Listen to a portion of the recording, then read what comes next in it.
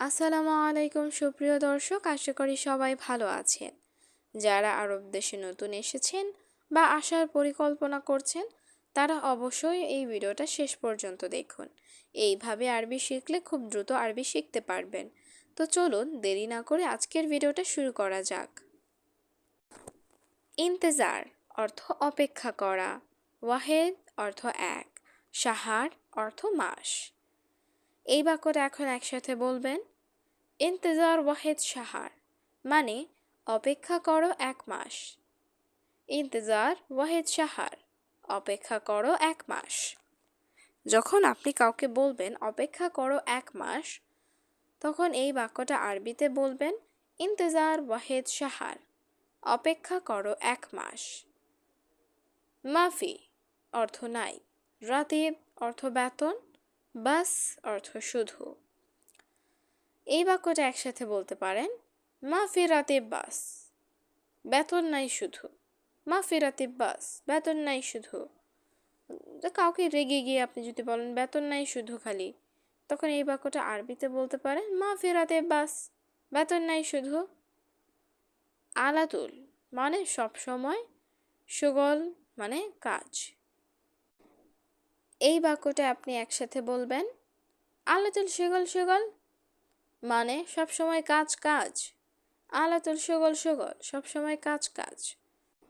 ধরুন আপনি বেশি কাজ, এই জন্য রেগে গিয়ে বলতে পারেন সব সময় কাজ কাজ, তখন এই বাক্যটা আরবিতে বলবেন আলাতুল সুগল সুগল।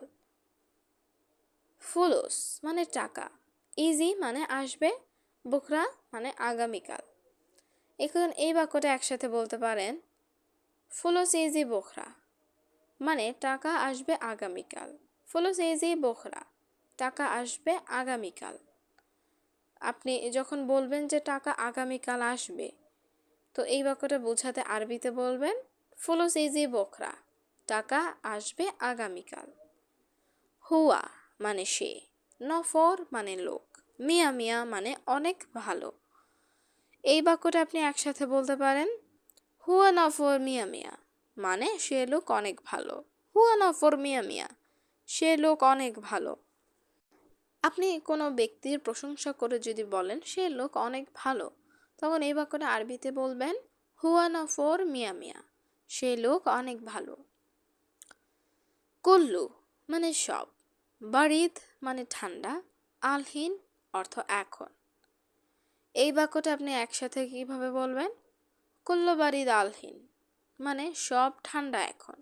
কুল্লু বারিদ আলহিন সব ঠান্ডা এখন।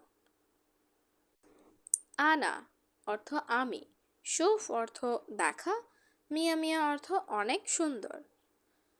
এখন এই বাক্যটা আপনি একসাথে বলবেন আনা শুফ মিয়া মিয়া মানে আমি দেখেছি অনেক সুন্দর। আনা শুফ মিয়া মিয়া আমি দেখেছি অনেক সুন্দর। আপনি কোনো কিছু দেখেছেন, এখন ওই জিনিসটাকে প্রশংসা করে বলবেন আমি দেখেছি অনেক সুন্দর, তখন আরবিতে আপনি এই জিনিসটা বলবেন আনা শুফ মিয়া মিয়া আমি দেখেছি অনেক সুন্দর। মাসরি জালান অর্থ রাগ করে, কাতির অর্থ বেশি। এখন এই বাক্যটা একসাথে বলবেন মাসরি জালান কাতির মানে মাসরি রাগ করে বেশি। মাসরি জালান কাতির মাসরি রাগ করে বেশি। যখন কেউ রাগ করে বেশি, তখন এই জিনিসটা আপনি এভাবে বোঝাতে পারেন মাসরি জালান কাতির মানে মাসরি রাগ করে বেশি। বাদিন অর্থ পরে, হুয়া অর্থ সে, কালাম অর্থ বলবে। এখন এই বাক্যটা আপনি একসাথে বলতে পারেন বাদিন হুয়া কালাম মানে পরে সে বলবে। বাদিন হুয়া কালাম পরে সে বলবে। এখন কাউকে কোনো কিছু জিজ্ঞেস করে আপনি বললেন যে সে পরে বলবে, তো এই বাক্যটা আপনি আরবিতে কিভাবে বলবেন বাদিন হুয়া কালাম মানে সে পরে বলবে। আনা মানে আমি, রোহ মানে যাব, বিলাদ মানে দেশে। এই বাক্যটা আপনি একসাথে বলবেন আনা রোহ বিলাদ মানে আমি দেশে যাব। আনা রোহ বিলাদ আমি দেশে যাব। যখন আপনি বলবেন যে আমি দেশে যাব, এই কথাটা আপনি আরবিতে বলবেন আনা রোহ বিলাদ আমি দেশে যাব। সুরা সুরা অর্থ তাড়াতাড়ি, তা আল অর্থ আসো, সাদিক অর্থ বন্ধু। এই বাক্যটা আপনি একসাথে বলবেন সুরা সুরাতে আল সাদিক মানে তাড়াতাড়ি আসো বন্ধু। সুরা সুরাতে আল সাদিক তাড়াতাড়ি আসো বন্ধু। আপনার বন্ধুকে আপনি তাড়াতাড়ি বললেন যে তাড়াতাড়ি আসো, এই বাক্যটা আরবিতে বলবেন সুরা সুরাতে আল সাদিক তাড়াতাড়ি আসো বন্ধু। ইনতা অর্থ তুমি, কাম্মাররা অর্থ কতবার, সউই অর্থ করছো। এখন এই বাক্যটা আপনি একসাথে বলতে পারেন ইনতা কাম্মাররা সউই মানে তুমি কতবার করছো। ইনতা কাম্মাররা সউই তুমি কতবার করছো।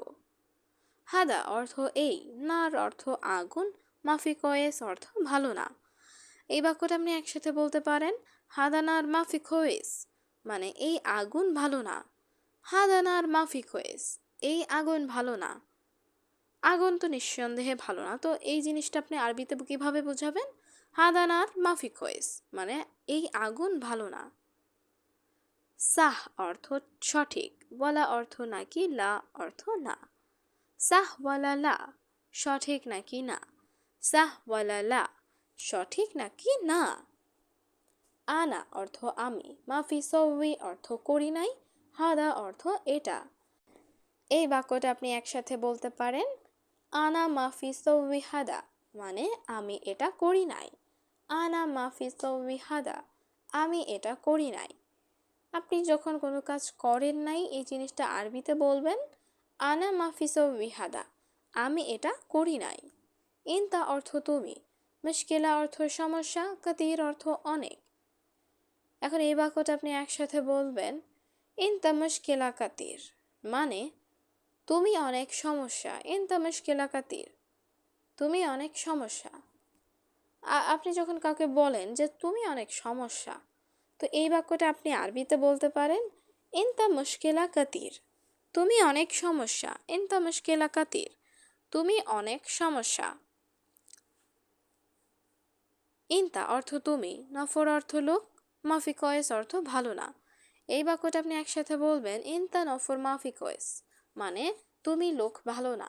ইনতা নফর মাফি কয়েস তুমি লোক ভালো না। লেশ অর্থ কেন, ইনতা অর্থ তুমি, বাররা অর্থ বাহিরে।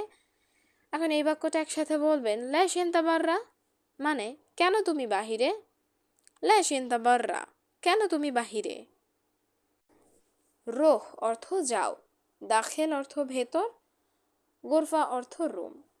এই বাক্যটা একসাথে বলবেন রোহ দাখেল গোরফা মানে রুমের ভেতর যাও।